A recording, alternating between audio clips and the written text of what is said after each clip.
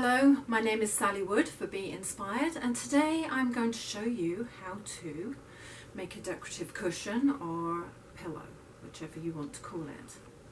You will need a sewing machine and possibly an iron. I'm not sure whether I'll be using one today. You need your measuring tape and a ruler of some kind. I usually use a yardstick for this kind of project. You will need some cotton thread, a pair of scissors. You will also need some zipping. Now, you can buy it any different thicknesses and different lengths. You can also buy it probably to match the colour that you want to make your cushion in. I buy them on cobs, so I get a couple of 100 yards and the sliders separately. So it depends whether you're just doing it as a hobby or whether you're going to get into this as a business. You will also need some trim and some fabric. Chosen for me was velvet for this project. You will also need your cushion. This is a box cushion, that's why I figured I would show you how to do this. And it's a little bit lumpy and a little bit loose fitting, so I'm not sure which way I'm going to go to plump this up and make it more even. But you can get wadding, a loose wadding that you can just pull apart like that. Maybe a K-pop would work, or like a dacron, which this is dacron. It holds together. You can use it for quilting, and then you wrap it around. But as I say, I'm not deciding how to do that until I've actually pulled everything apart and put the cushion together and see how the cushion holds, the cushion cover itself holds, and then I will go on to there and show you how to make a lumpy pillow look smooth. First of all, I'm going to measure my cushion or pillow, whichever, as I say, whichever you want to call it. It is 21 inches from sewed seam to sewed seam, 21 by, it says, I'm going to go 16 and a half. Don't pull it out too much. By 2.5 here. And I'm going to allow an inch for the sewed seams. 16 and a half becomes 17 and a half. So I am just going to cut this 17 and a half inches all the way along. Now, some people might want to draw this out, and with dressmaking, tailor's chalk. I've been doing this a very long time, so I tend to just cut. It's my front or back. Now this has a pile to it, and you just gently touch it, preferably at the side, but it goes down.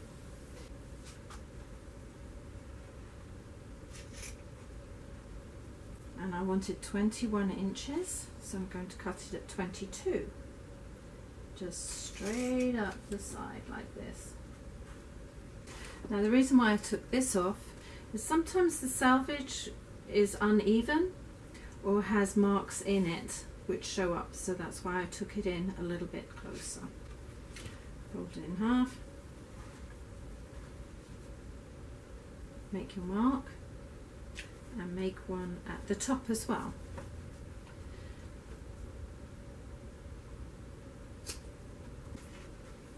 I've got my centre mark at the top, at the bottom, and I've also got my corner cut off, which shows that the pile goes down.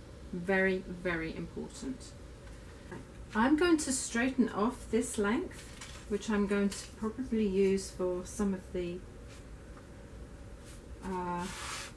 zip for the boxing. I am going to cut that at 3.5 inches. Gives me an inch for the hems.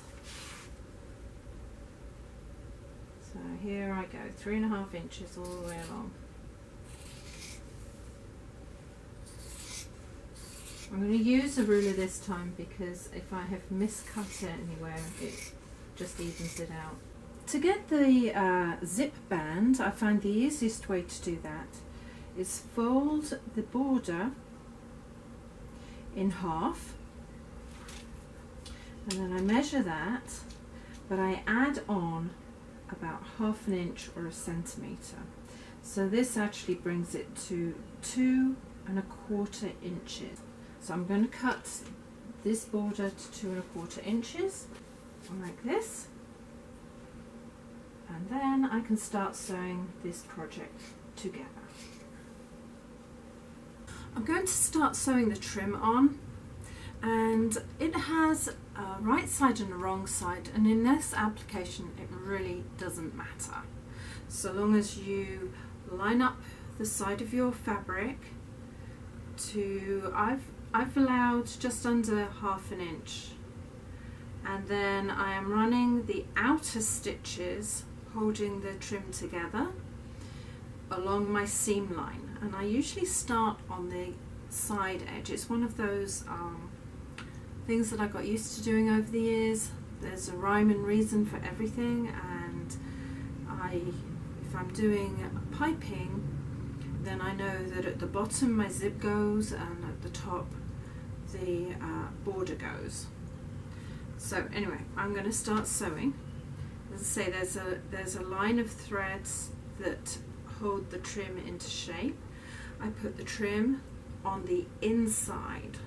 Sounds logical, but I have taught people in the past, and applying trim has not always seemed that logical, because when you open everything in, it's on the outside. So I've had people put it on back to front. Easy mistake. So here we go. I'm going to start. I'm running the thread down and see how we get. I usually do it on for putting the trim on, it's a 4.5. I'm also going the way the fabric goes. So this is velvet, so that the pile goes down.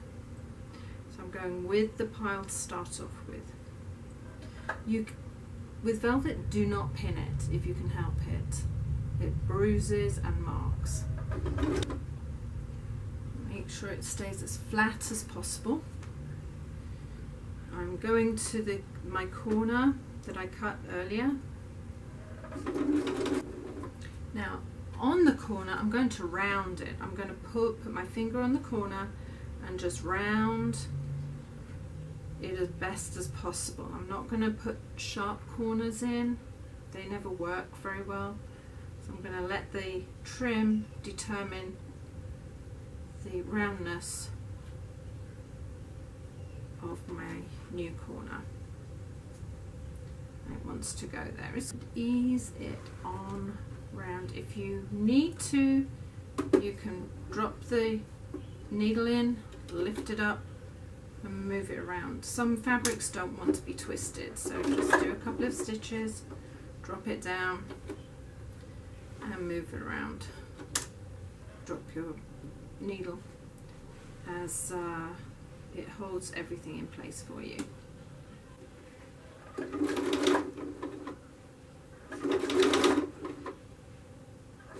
As you come around the last corner, you'll see that you should have a bit of an overlap, which is fine. Just allow yourself to sew towards the overlap and just take a little minute. And when we get there, we are just going to lay it flat, get the scissors, and usually I allow a little bit of an overlap, like maybe 1/8 of an inch or 2 millimeters, really not very much, because this kind of trim butts really nicely. I'm just going to cut through the threads like that. I usually go where it's a natural curve round like this, because then you're not cutting midway through. I'm going to push that up hard and then just sew on down, just lining it all up. Now the threads that had sewn that loop into place are going to unravel slightly. Don't worry about that, just sew over, reverse, and then when you reverse, go towards the curves of the trim. So let's do this. And then again, so basically the last row back is all in the curves, and I will see if we can see what I've done. I used a slightly different fabric, coloured thread. On the back it looks like that as it goes away, and on the front it looks like that.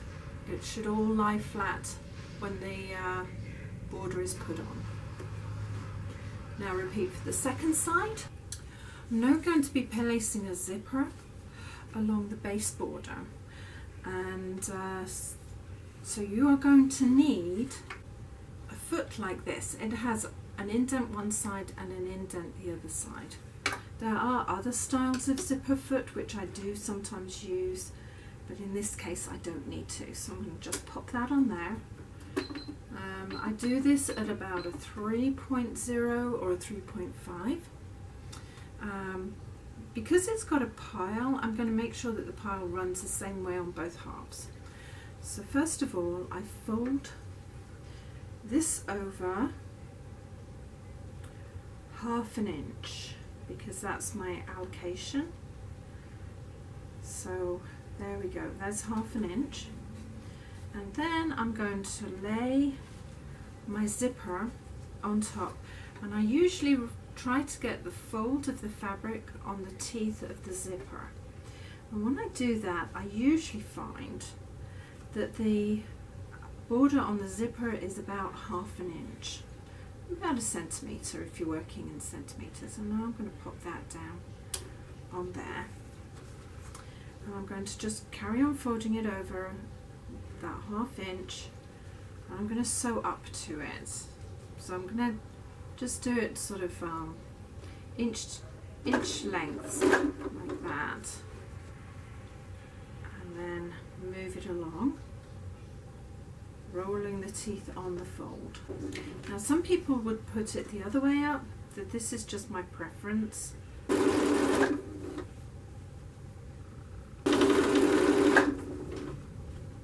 Having sewn one side in, I'm going to flip the zipping to the other side of my sewing machine, and I am going to, the pile goes this way, so I need the pile to carry on going round.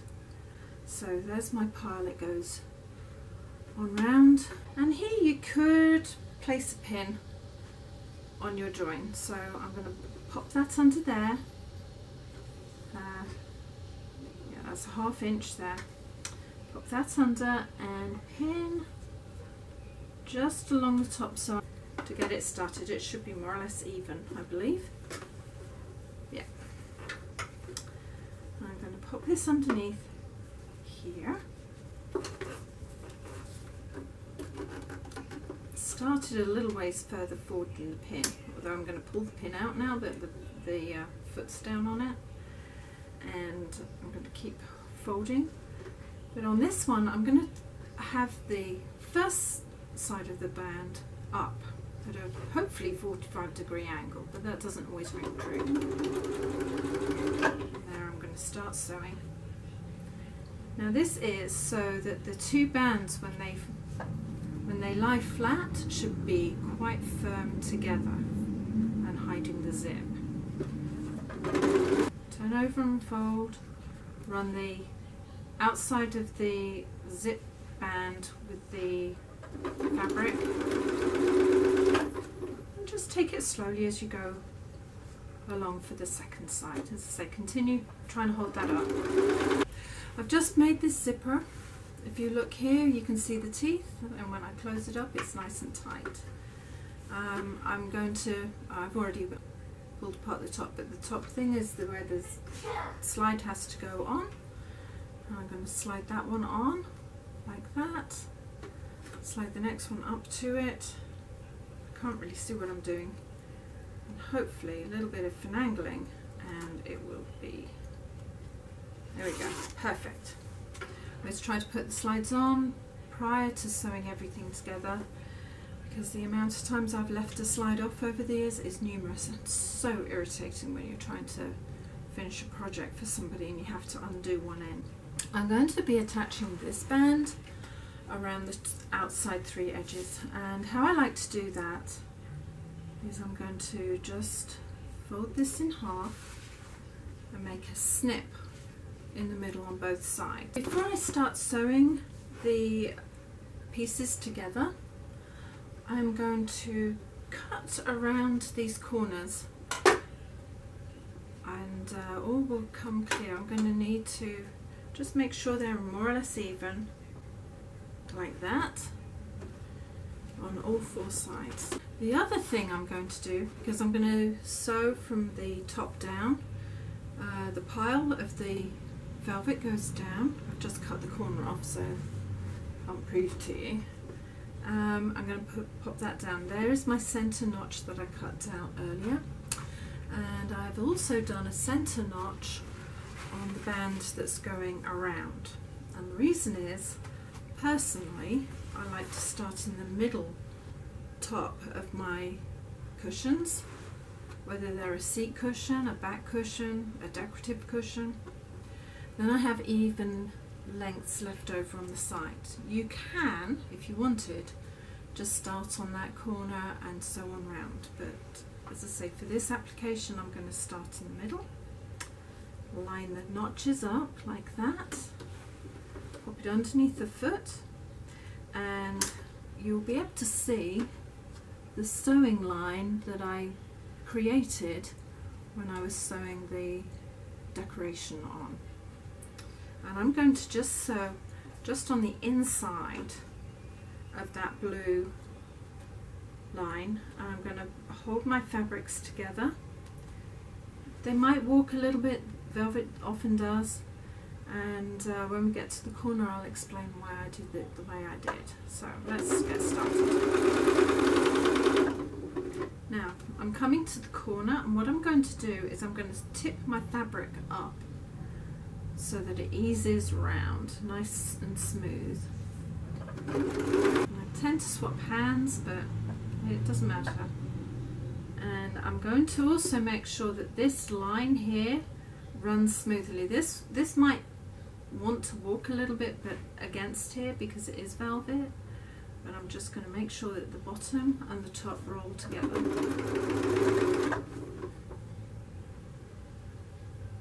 There we go. And just do a few stitches at a time. Don't rush. Do not rush your corners, round edges.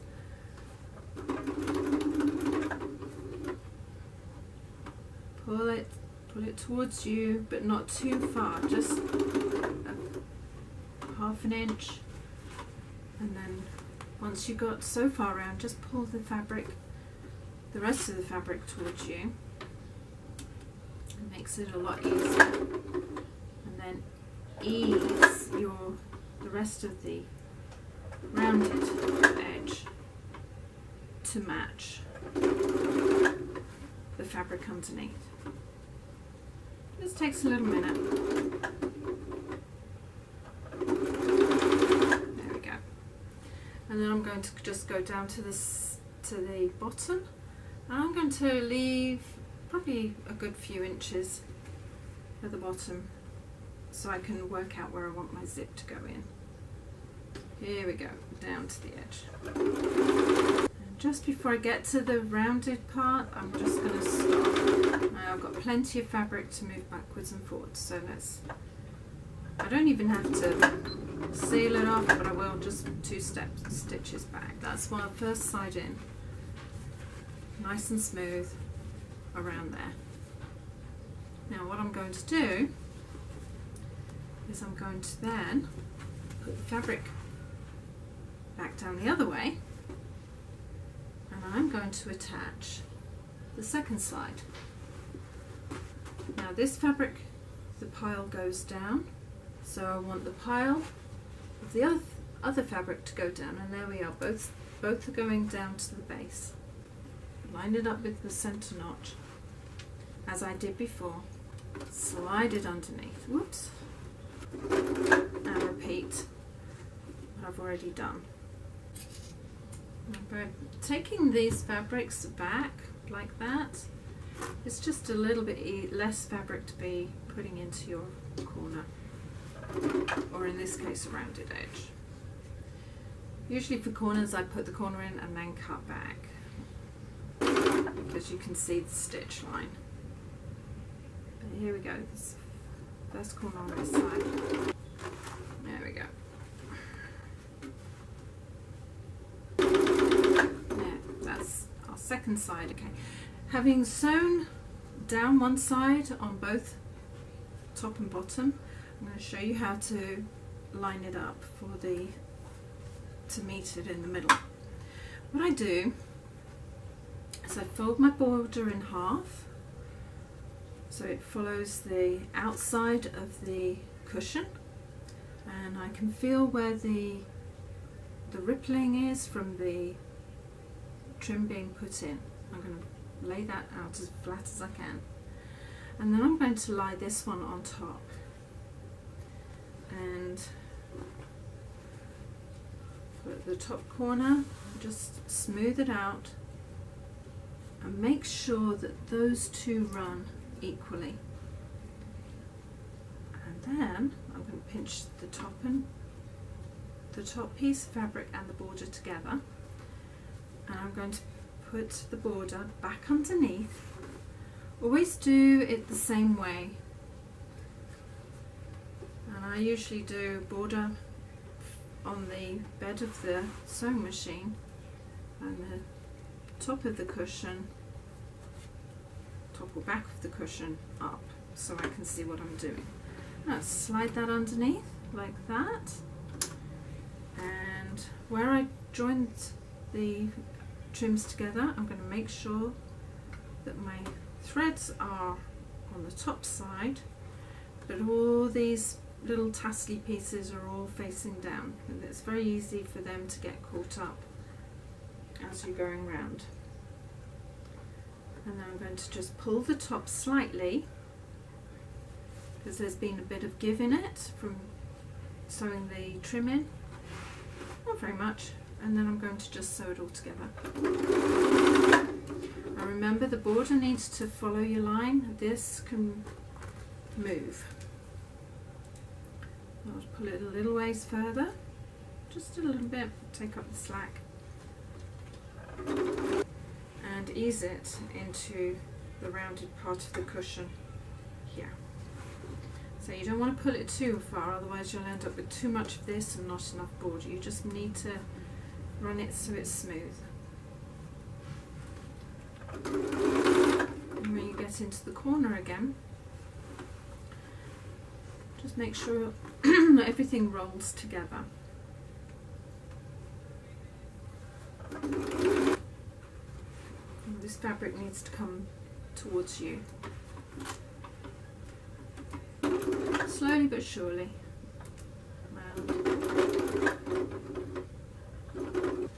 Okay, almost ready to go on the flat, and as I pull it you'll see that the notches are lined up, that the fabric back and front, the border and the front fabric are even.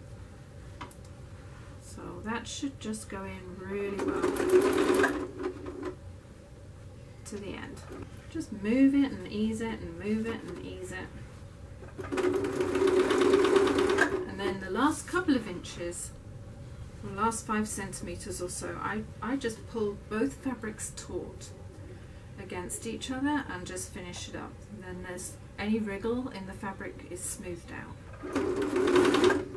And just go over by about an inch of sewing, and it holds all your other threads in place and steady. So I've got all of this top piece in like that. Now I'm going to do exactly the same for this bottom piece. So I'll show you again. Fold everything in, fold your border in half like that, smooth it out as far as you can, pull your top or bottom piece over, line your arc, top and bottom, like that. Just make sure the arc and that are equal to the top, like that. Should be more or less where you need it.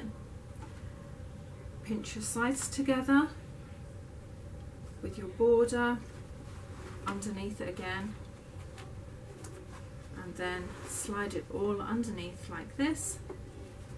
There we go. Under your foot and start sewing.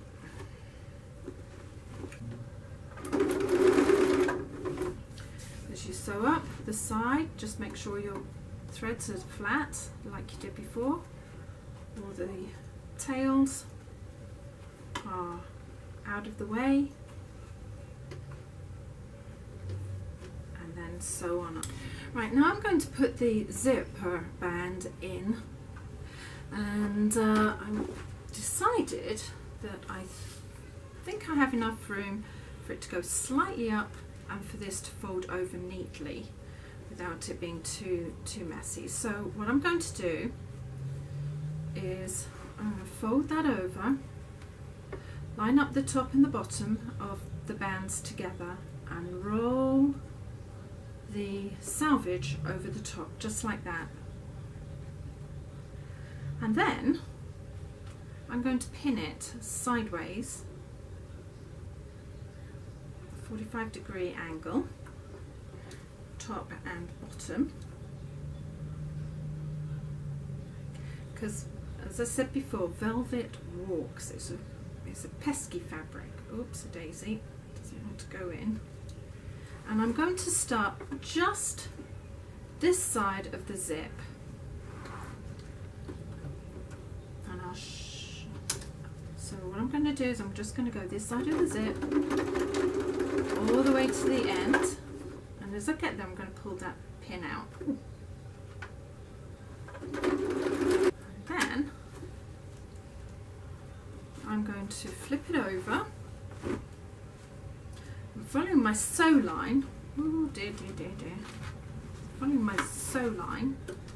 I'll pop it underneath just the other side of the zip, and I'm going to just finish that line all the way to the other side of the band, making sure it's all held up. So I've just sewn it to the other side of the band, and the band is smooth both sides. I'm going to do the same on the other end, like this. I'm going to just pull it out. It's like a tongue between the two pieces. Line it up again with the edge of the selvage, with the top and the bottom of the bands rolling together. Fold the selvage up and over the end of the zipper band, and just temporarily pin it in place, top and bottom, to where you're going to be sewing at.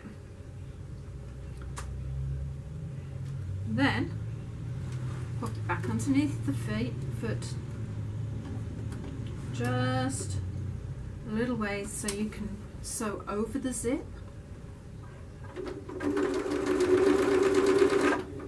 Like that, pull the pin out. And then repeat the other way, just flip it over, follow your line of stitching from just the other side of your zip on over, and then you've got the zip both sides in perfect alignment. Okay, now I'm going to show you how to put the zip band into the bottom of the cushion. Now originally I had clipped either side to mark my halfway point, which matches up with the halfway point along the bottom of this cushion, and I will again pop it underneath the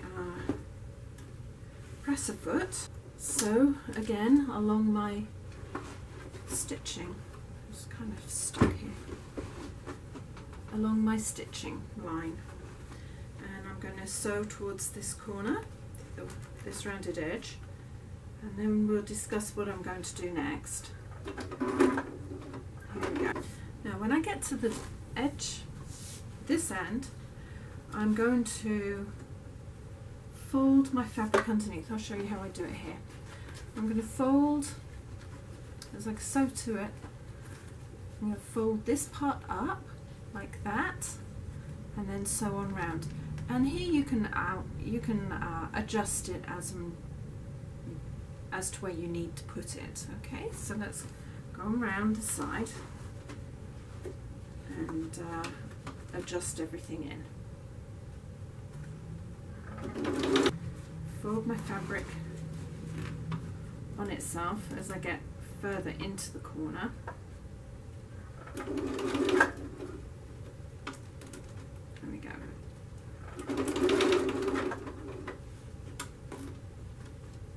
And it should ease in relatively well. Sometimes holding everything lined up does help. When I'm nearly there, I'm going to lift up my foot and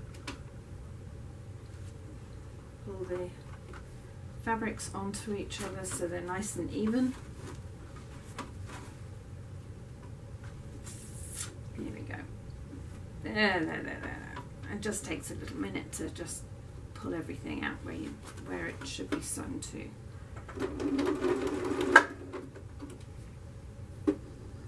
And I forgot to put the press foot, but that doesn't matter at the moment. I'm going to lift it back up and then pull it straight.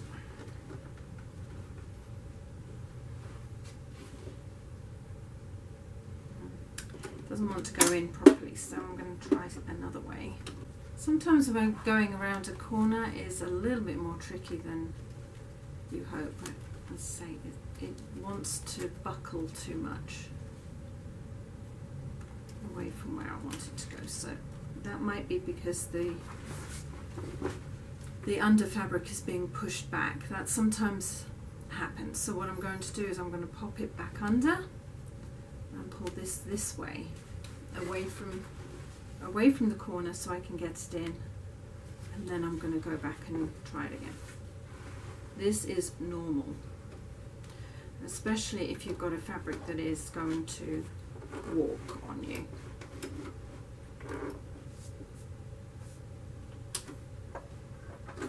So I've just taken that a little bit closer.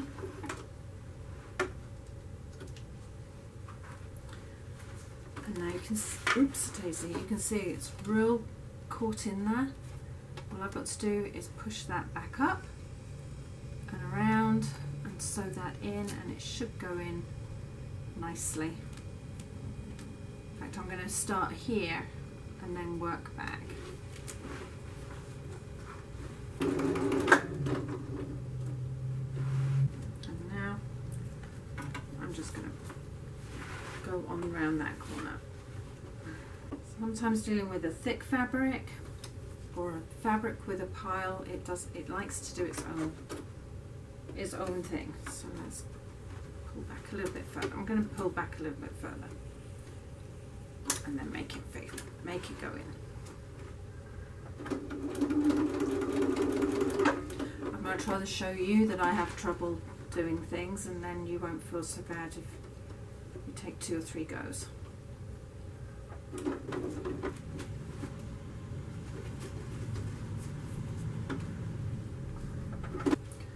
Nice and even.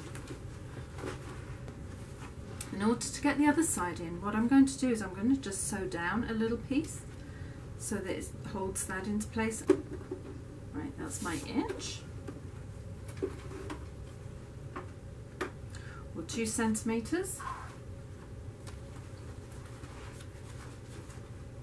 Now I'm going to make sure that this part on the top is equidistant to that on the bottom. So I'm going to line up here, line up on the fold, which you probably can't see it very easily, but it's there. So that and that line up. I'm going to pop it underneath, but I'm going to start sewing midway through here. Otherwise it has a tendency to walk in its own, on its own, being a piled fabric. So let's get that nice and flat under here. And I'm going to go forward a couple of stitches, and then I'm going to reverse and start again. There we are, that's my forward. Catch everything down.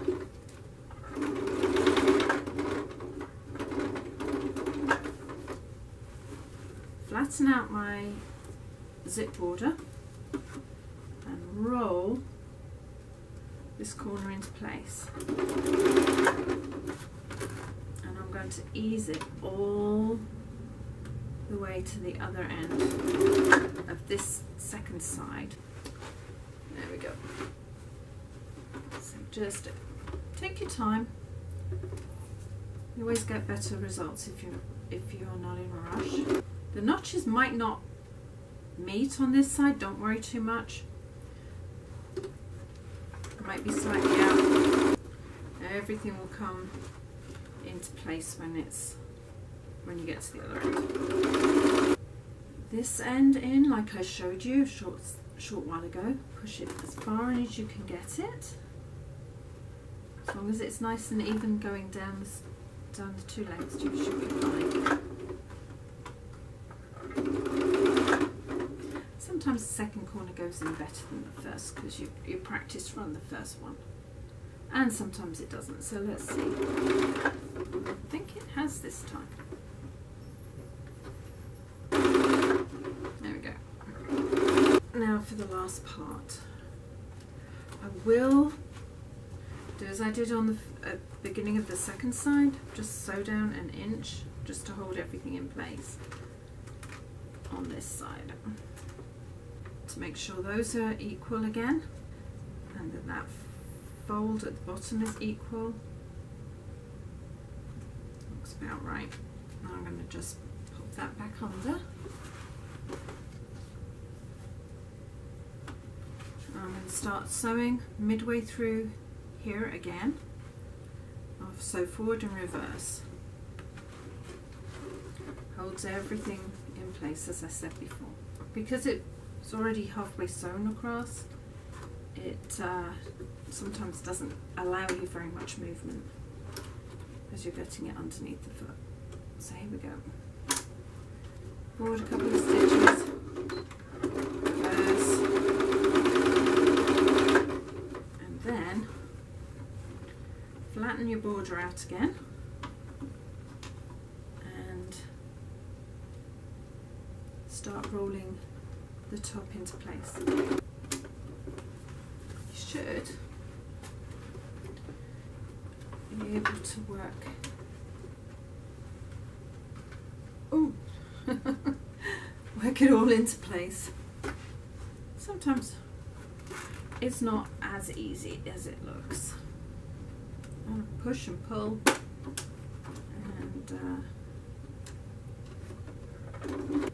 and now as I've got to the end of that curve and I pull it, both sides are even, and a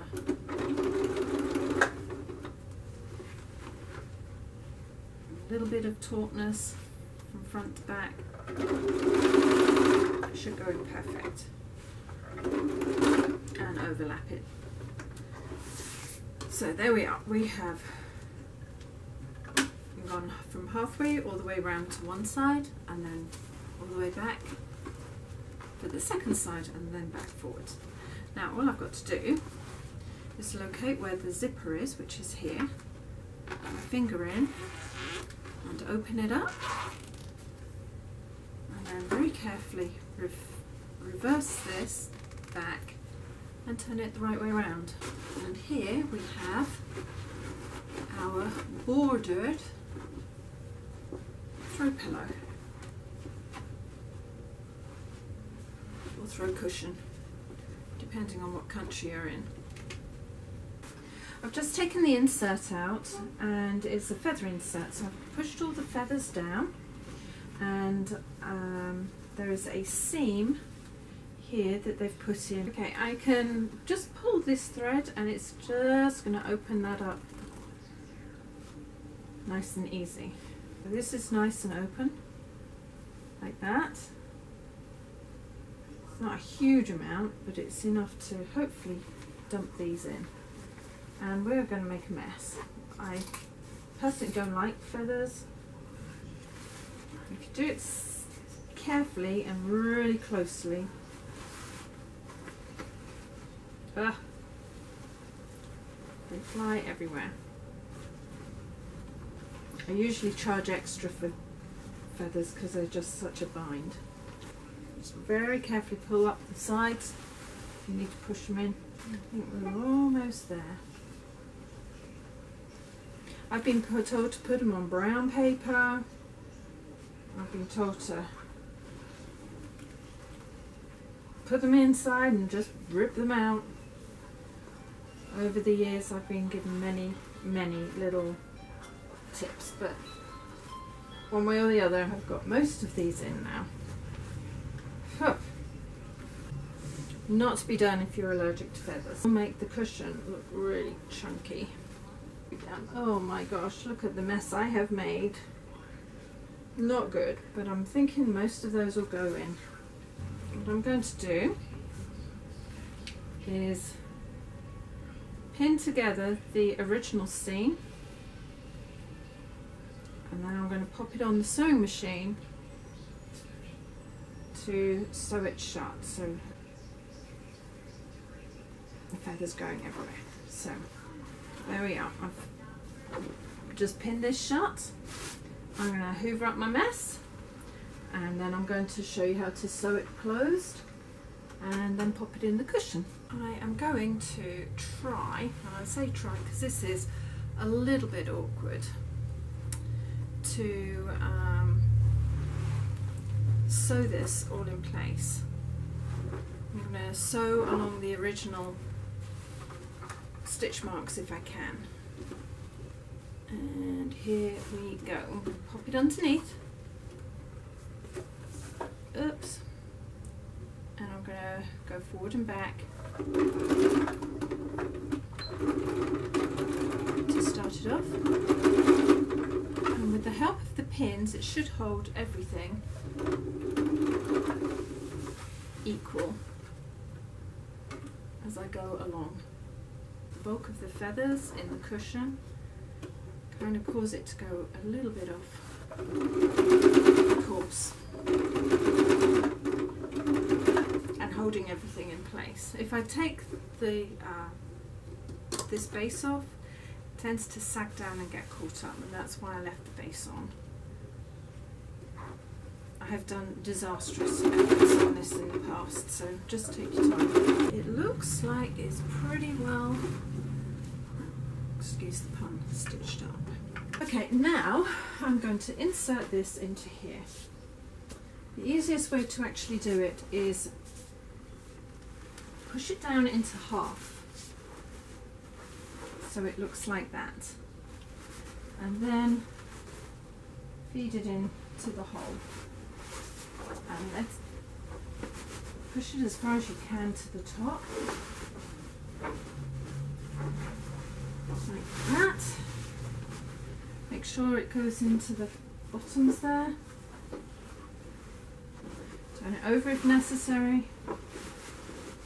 Really push it in. And then fold it the other way. It's the easiest way to get oblong or large square cushions into place. And then we need to find the zip, which is all hidden. And